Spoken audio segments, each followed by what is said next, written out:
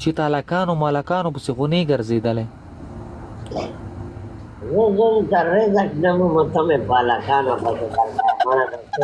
وړه پاکستان کې خو 50 روپۍ علي سړی زندگی د یو مرغۍ ده مرغۍ پیژنې مرغۍ باندې زندگی تیراو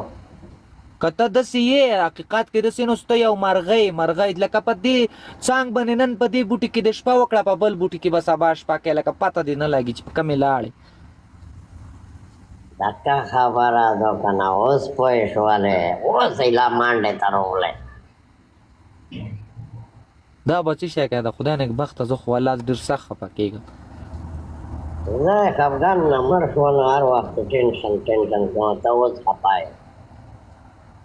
واده ستا نشته مطلب سړي ښځی بچي نو زه بیا هم ګزاره کېږي زه بچي را غټ شي بس خپل لیڼ دیڼ کوي بس هغه متیازې دې سره بیاوي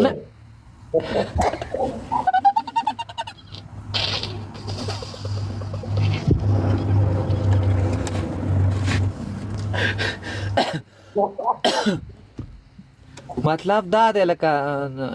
لکه اوس که تا مطلب بچي څه دی نشته همدقسې ګرځي دا به تا اخر لکه څه ځان ته سوچ داسې کوې چې یاره زه څنګه طریقه وکړم څه وکړو هسې مو داسې حالات ته چې سوچ وکړو خو زندګي مو نور ارقامه نه شوه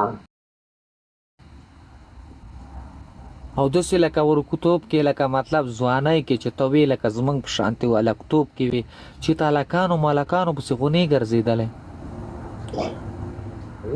د رزق نه مومم ته مې په هلکانو پسې وړه پاکستان کې خو 50 روپۍ علي سړی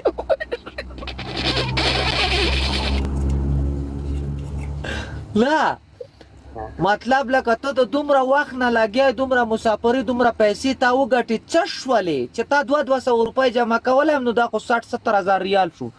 درهم شو پوره کښاني مې د سره تېره کړله لکه اوس مې بیا سهار نه سره تېره و صحیح ده زه بس مې تېره وه مړه بس ته څنګه یې هغسې خوشحاله اوس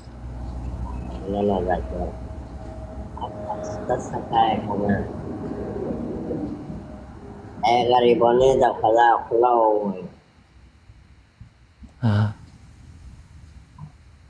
زه چې کله چېرته لوړ شم په دا کلوټ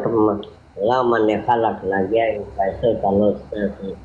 نه وایم چې موږ سره خپله مرسته ده هغو ته مې زړه خوښ شو